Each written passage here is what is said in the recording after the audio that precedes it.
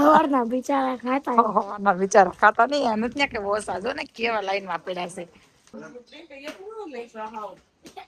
આપણે મહાબળેશ્વર ગયા હતા એ તો સાઈડ જ ગયા હતા કા શોપિંગ કરવા આપણે. બા પપ્પા ક્યાર ના આવી ગયા હો. ઉભા થાવ ને 10 વાગ્યા આવે રાતે વહેલા સુઈ જતા હોય તો. હા પ્રતિક મામા ને જવા અરે પતકડા છે ગઈ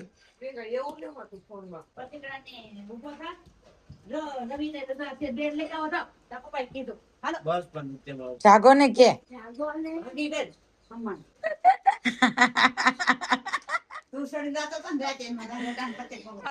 ઘીરા જો છે કેમ કયો ને ત્યાં કાઈ નઈ ઓહો ને બિચારો મેં રાતે કેટલી વાર તમારે સાંભળ્યું છે મેં કે નિત્ય હોલસેલ હતો બિચારો તરત વયો છે નિત્યમ એક જ સેકન્ડ માં વહી જાય માં દીકરો પણ હવે ઘડીક વાર વયો હાલ ને પગ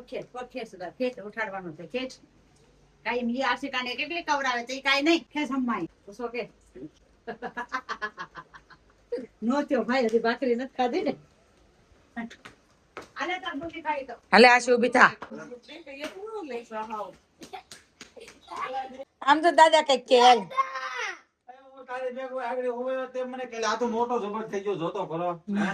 તમારા છોકરો મારા છોકરાને મારે છે એ તમારા છોકરા કેટલો માન લીધું મારા છોકરાને વીડિયામાં છે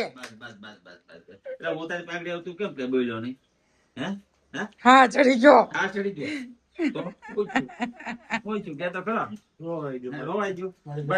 મરાય ગયો મારા છોકરા મરાય નહીં તું મોટો જબર થઈ ગયો તો ખરો થોડાક દીમાં આમ હા ખોળા મેં આમ એમ રહ્યો તો હું તારી પાસે આવ્યો તો તને ખબર છે કેમ ખાનામાં રોવા મેળ્યો હે પોતો તો તઈ હાલો બ્રશ કરીએ જા પડતો નહીં ભાઈ એને જ જગાડી એને જાગવું છે જાગશે મમ્મી એમાં નાના હતા ત્યાં આટલા ગુંદી કાઠાડું કેટલા તરસતા કા મમ્મી વનિત્યમ અમને કોક શેરીમાં વેચતું હોય ને શેરીમાં વેચતું હોય ને તો બબ્બે ડીસું લઈને જાય કા મમ્મી આપણે આવતા ગુરુ પૂર્ણિમા પ્રીત તો વાટે જ હોય સંગીતાનું હા ગુંદી ગાંઠિયા રેખાબાન કે ત્યાં છે નાસ્તા લઈને એ તો કહું અને આ શેરીમાં ગાયત્રીમાં રહેતા શેરીમાં ઓલા ગુંદી ગાંઠિયા વેચે મારા ભાઈ આટો આપો માં બેન આટો આપો તો જબલા લઈને આવે કા પેકિંગ કરીને જો ભાઈ નિત્યમ હાલે પકડ ડીશ પડી જશે જો આ છે ને ગુરુ પૂર્ણિમા હતી તો ગુરુ પૂર્ણિમાના દિવસે બધાને ભોજન કરાવ્યું હતું ત્યાં ગુંદી ગાંઠિયા પછી મતલબ ફૂલ ડીશ હતી ગુંદી ગાંઠિયા લાડુ શાક રોટલી ચણાનું શાક પછી દાળ રાઈસ બધી વસ્તુ વનિત્યમ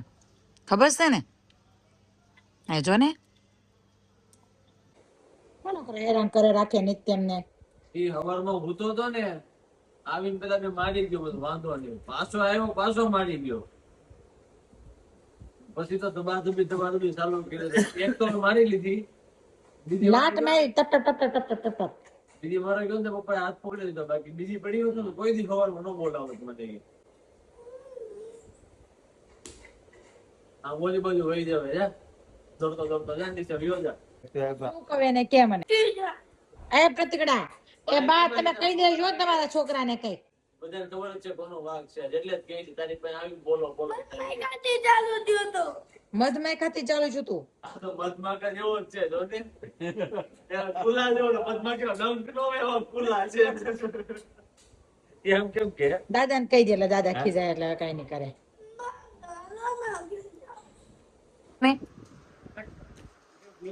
કંટોલા અને ગામડેથી જો બે વાછેટીની ભાજી એવી છે કંટોલો રે વાછેટીની ભાજી તો નિત્યમ ધનુને લઈ આવ્યો છે ક્યાં નો લેવા જાવ તો કા બેસણ હરખી બસ મમ્મી શું કરો છો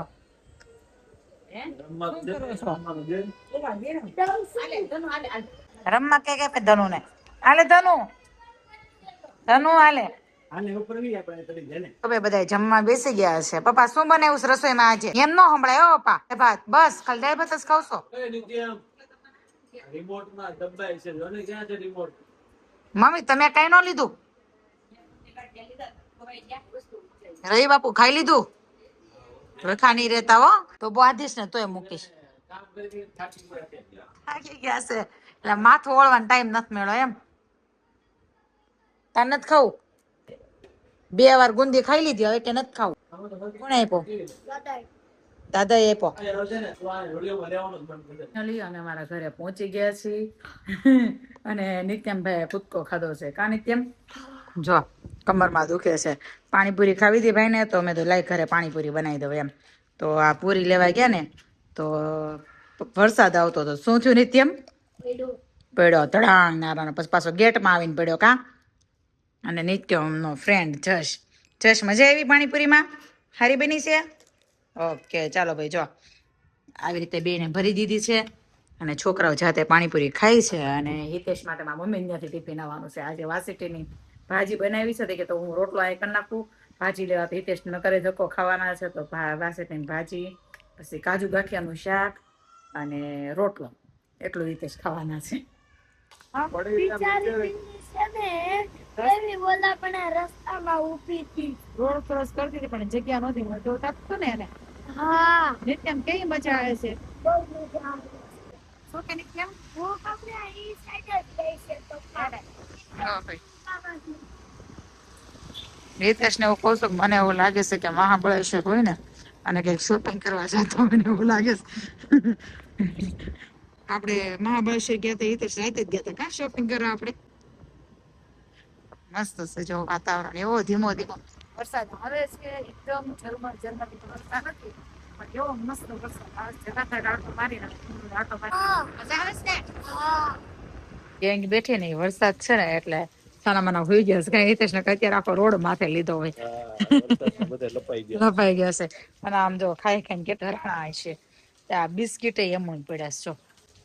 સવારના બિચારા ખાતા બિચારા ખાતા નહીં એમ જ ને કે ઓસા જો ને કેવા લાઈન માં પડ્યા છે લપાઈ ને એને ઠંડી લાગતી એવું લાગે છે છ છે એ તો કહો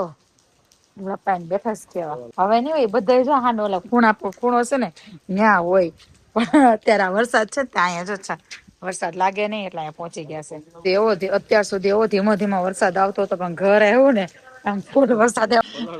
પલાળી દીધા હા બે 1 મિનિટ નો રસ્તો નિત્યમ નાઇટ ડ્રેસ પલે છે ને તો બીજો નાઇટ ડ્રેસ એ નથી ને સુકાણો નથી હો હા મજા આવે છે પણ હવે જો ભાઈ કેવી ધારું પડે એનું પર તમને ખબર પડી જાય છે કે વરસાદ કેવો આવે છે વધારે એમ ફટાફટ ઘરે ધીમો પડી ગયો એવું લાગે છે થોડો થોડો